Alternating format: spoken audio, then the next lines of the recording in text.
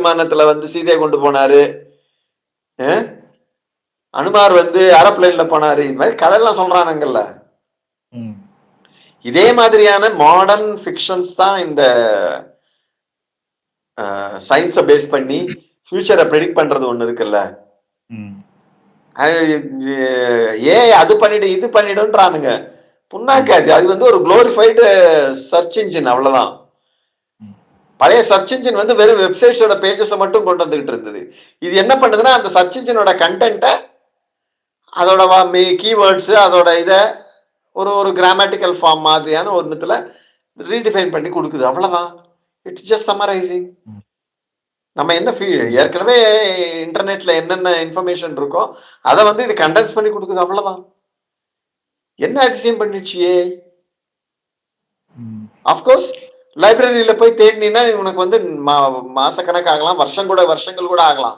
அப்படிங்கிற விஷயத்த ஓரளவுக்கு அது வந்து கண்டென்ஸ் பண்ணி டக்குன்னு உனக்கு கொடுக்குதுங்கிற ஒரே காரணத்துக்காக அதுக்கு வந்து ஏதோ மேஜிக்கல் பவர்ஸ் இருக்கிற மாதிரி நம்ம ஆளுங்க கற்பனை பண்றது இருக்குல்ல. ஒரு புண்ணாக்கம் நடக்காது.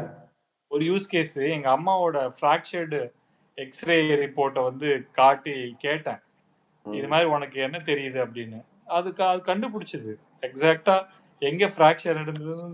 ஏன்னா அது ஏற்கனவே அதுக்கு வந்து ஒரு 1 மில்லியன் எக்ஸ்ரேஸ் ஃபீட் பண்ணி வச்சிருக்காங்க. அதான் வெறும் ஆப்வியஸ்லி அந்த எக்ஸ்ரேஸ் இதையும் கம்பேர் பண்ணா ஒண்ணுக்கு மேல ஒண்ணு சூப்பர் இம்போஸ் பண்ணாலே தெரிய போகுது இந்த இடத்துல இதுக்கும் அதுக்கும் இதுதான் வித்தியாசம்னு.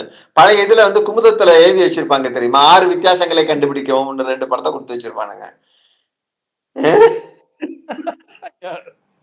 அததான் இப்ப நம்ம செஞ்சுன்னு இருக்கோம். ஏஐ கையில கொடுத்து அது 6 வித்தியாசங்களை கண்டுபிடிக்குதே, நம்ம வந்து குதிக்கிறோம். ஏஐ அது கண்டுபிடிச்சிச்சு, அது பண்ணிச்சு, இது பண்ணிச்சுன்ட்டு. ஏற்கனவே ஹியூமன் பீயிங்ஸ் செய்துகிட்டு இருக்கிறத மட்டும்தான் ஏஐயால செய்ய முடியும். I am damn sure about it. அதை தாண்டி ஏஐயால எதுவுமே பண்ணிட முடியாது. அப்கோர்ஸ் ஸ்பீடுக்கு வித்தியாசம் இருக்குது. நம்மளோட லிமிட் வந்து நம்மளால வந்து அதிகபட்சம் வந்து 10 to 15 டேபிள்ஸ் வரைக்கும் ஞாபகம் வச்சுக்கலாம்.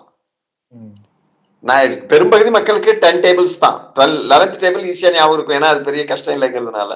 கொஞ்சம் அப்படி இப்படி புஷ் பண்ணி 12th டேபிள் ஞாபகம் இருக்கும். 13th டேபிள்ல இருந்து எவனுக்குமே ஞாபகம் இருக்காது. அதுல ஒரு பியூட்டி இருக்குது. 13ஓட சிக்கல் என்னன்னா 13 வந்து பிரைம் நம்பர். 13 ஏன் அவ்வளவு காம்ப்ளெக்சிட்டி உருவாக்குது ஹியூமன் பிரெயினுக்கு அப்படின்னா, it's a prime number, it is not divisible by any other number. அது இன்னொரு நம்பரோட மல்டிப்ளை பண்ணும்போது அந்த ஒரு நம்பரோட மட்டும் தான் அது மல்டிப்ளை ஆகும். இந்த காம்ப்ளெக்சிட்டி இருக்கிறதுனால என்ன ஆகுதுன்னா, நாம வந்து போட்டு அது குதிக்கிறது, அது என்னமோ அது பண்ணிச்சு, ஒரு புண்ணாக்காதுங்களால பண்ண முடியல. ஹியூமன் மைண்டுக்கு ஸ்லோவா செய்துட்டு இருக்கிற விஷயத்த ஏஐ ஃபாஸ்டா செய்யலாம். ஓகே, செய்யட்டும், அவ்வளவுதானே. இல்ல, see we are here now, maybe very very early stageல இருக்கலாம். மனுஷனால நடக்க முடியும் அப்படின்னா without stopping at most few kilometers தாண்டி நடக்க முடியாது. That's the way human body is designed. ஆனா மனுஷன் கண்டுபிடிச்ச ஒரு ஆட்டோமொபைல் 1000 கிலோமீட்டர்ஸ் கூட போகுது இல்லையா? இந்த ரயில்வே இன்ஜின்ஸ் இதெல்லாம் பாத்தீங்கன்னா பாட்டு எங்க மாட்டி எத்துன்னு வரானுங்க. அஸ்ஸாம்ல எங்க மாட்டுறானுங்க அந்த இன்ஜினை,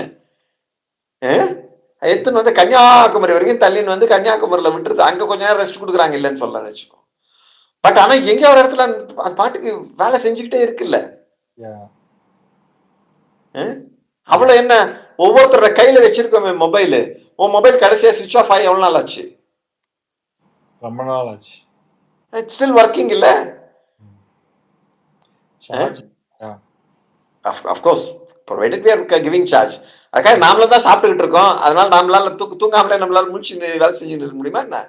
மொபைல் செய்யுது இல்ல, ஸ்டாண்ட் பை சின்னதா ஒரு ஒர்க் பண்ணிக்கிட்டு இருக்குல்ல ஸ்டாண்ட் பை மோட்ல கூட.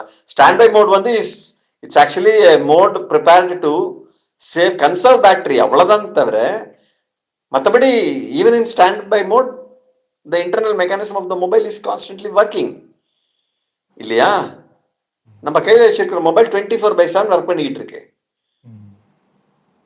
நம்மளால அது செய்யவே முடியாது. அதுக்காக மொபைல் வந்து தெய்வம் கடவுள் ஆயிடுமா?